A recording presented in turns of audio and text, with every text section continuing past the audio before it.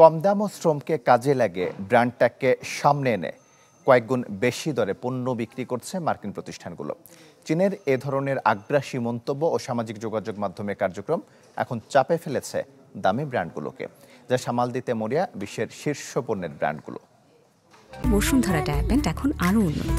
এই hot air through top sheet দ্রুত শোষণ করে সোনামণিকে দেয় কোমল অনুভূতি। ইতালি কিংবা ফ্রান্স নয়, চীনের বিভিন্ন রাজ্যের কারখানায় তৈরি হয় শানেল, লুই ভিটুন কিংবা এরমেসের পণ্য।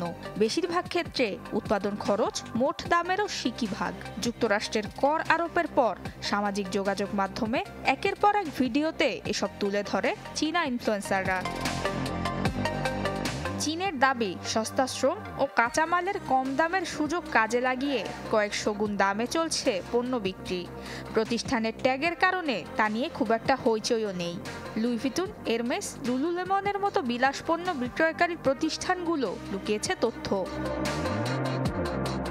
দাবি করা হয় শানেল, লুই ভিটুন বা মার্ক জ্যাকবসের মতো বিলাসী ব্র্যান্ডের ব্যাগ $20 থেকে $150 উৎপাদন হয় চীনে। বিক্রি $300 থেকে $3000। চীনে $1250 থেকে $1500 খরচে এরমেসের বিখ্যাত বার্কিন ব্যাগের দাম $35,000-এরও বেশি। আবার লুলুলেমনের যে স্পোর্টস ওয়্যারের দাম $100, তার উৎপাদন খরচ মাত্র $5। তবে অভিযোগ অস্বীকার করে ব্র্যান্ডগুলো বলছে জোরালো পদক্ষেপ নেওয়া হবে অপপ্রচারের জন্য।